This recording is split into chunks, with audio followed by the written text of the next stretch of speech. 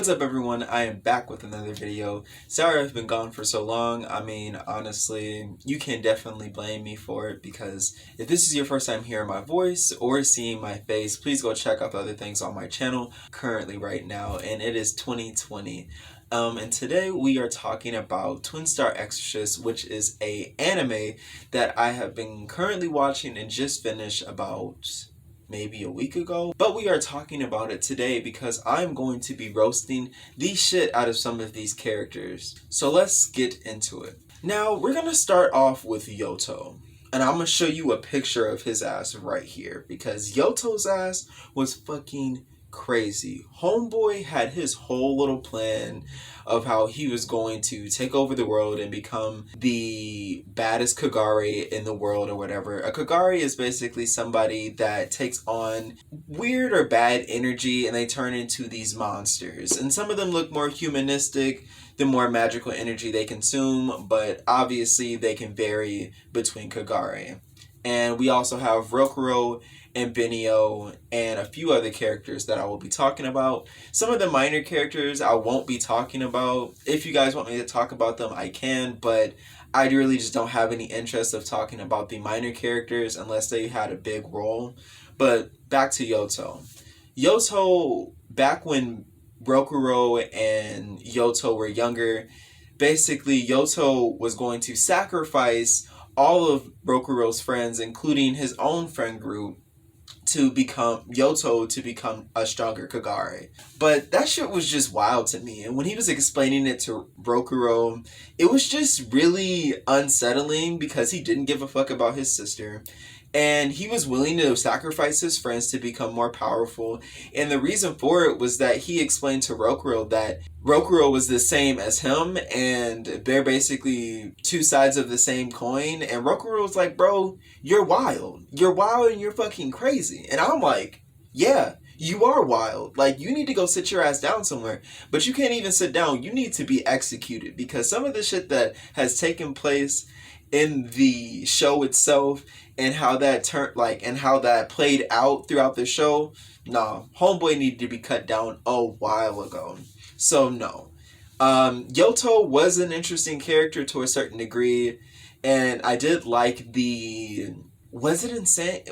think it was insanity honestly plaguing him, and he was just emotionally disturbed and distraught, and homeboy couldn't be saved, and I wouldn't try to save him either. So I would just probably let Yoto die, just like he did in the anime. This is spoilers, so on to Rokuro. Rokuro is an interesting character because him and Benio's characters are twin stars, and twin stars are essentially in the prophecy supposed to make the prophet to end all Kagare, which are the monsters I explained earlier.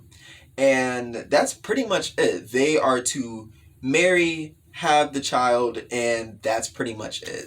They're super strong.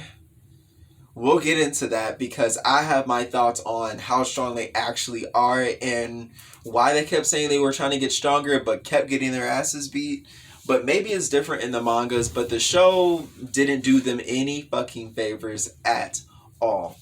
Okay, so back to Rokuro. Rokuro is a very rambunctious character, but he also has a lot of baggage from Yoto in their past, and he's like, I don't want to be an exorcist no more. Exorcists are the hunters that kill Kagare. So we can just get that out of the way right now. And it's kind of ridiculous, to be honest with you.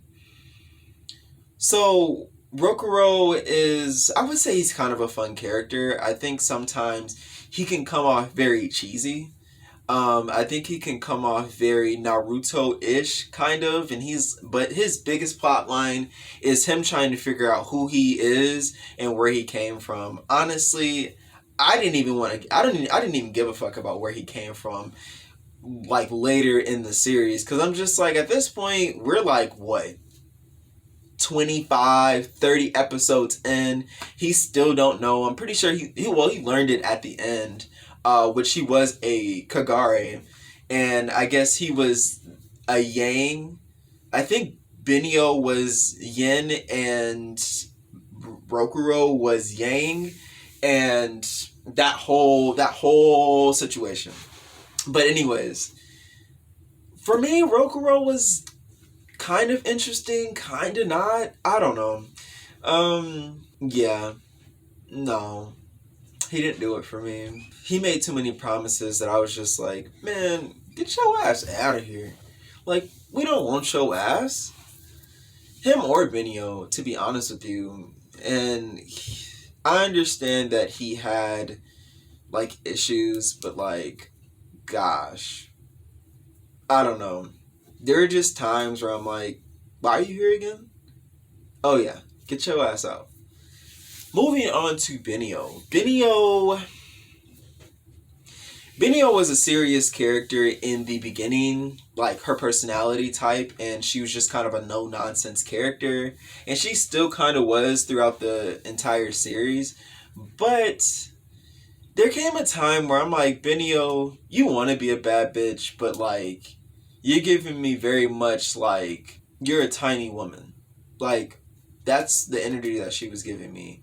Like, and it's not like she was not doing what she said she was gonna do, because she could definitely do those things, but there were just moments where I'm just like, homegirl, you just got your leg broken, both of your legs shattered, and you're talking about you want to get stronger, but you never really did those things, and you never really became as powerful as Rokuro, and you guys are supposed to be yin and yang, and I just didn't really understand that, and that is something that really bothered me about this series. I'm like, you can't have two of these characters talking about, like, vocally talking about how they're going to get stronger, and only one of them actually gets stronger, and it's just kind of, it's very annoying when they do that to characters, because it's like, what is the point of their growth then? Like, I don't get it.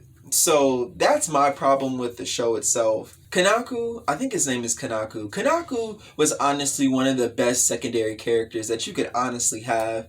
He's basically Benio's demon counterpart that pretty much guides her, helps her with that, whatever. And that's pretty much it. But he was a really fun character throughout the show, and I really did appreciate him. But although his ass was annoying too, and his ass just talked too much for me. He's like, Benio this, Benio that, you gotta do this, you gotta do that. I'm like, bro, because you ain't talking about nothing. You ain't helping. Well, he kind of did help with transforming into like cars and stuff, but other than that, he wasn't bringing nothing to the fight. I said what I said, and that's about it. Myra, bro, the way they made her character design, you know what? We're watching anime, so I can't be too like, that's really unrealistic, but it was whatever. She had fairly big boobs on her, and it was just kind of ridiculous. And although Myra's character was actually a really good supporting character to both of the main characters, and was really trying to show them that she actually cared about what they were doing and wanted to join in and wanted to get better, and etc. And I think that I applaud her for doing those things, although her ass had a very, very, very hard time trying to harness her skills. And mind you, her dad is one of the 7 or the 9 or the 8, I think it's the 7, which is basically the strongest exorcist in the realm or whatever. And she had a lot of magical power, but her dad kind of got beat up by Yoto when he absorbed a whole bunch of other Kagare, and it was just a whole mess. I think his name is Shigen. Honestly, Shigen was definitely my personality type. Well, a little bit of my personality type. I wouldn't say that's my whole personality type, but he definitely was speaking to my soul when he was responding to some people's bullshit. Because honestly, the way he was dealing with situations and the way he was dealing with his daughter, it was just like, go back home. I don't know why you're here. You know you're not strong enough. Let me handle it. You're just gonna get in the way. Like, and he wasn't wrong, but although homeboy got fucked up in like one instant, and he was done. He was done for the rest of the series, and I was like, shit. Now I feel bad. No, I don't. And Shyman? I think his name is Shyman. Shyman was interesting, I guess. Shyman was strong for the most part, but Shyman didn't really do anything for me other than kind of add attitude to the fire of the show. But that was pretty much it. He didn't add anything else. And that's really all I'm going to say about him. And that's pretty much it for some of the main characters. That's all I have for you today. Pop that bubble and subscribe. Like, share, comment. Hit that notification bell down below, because YouTube is not letting you know when I post. Why would they? But I will see everyone later. Bye.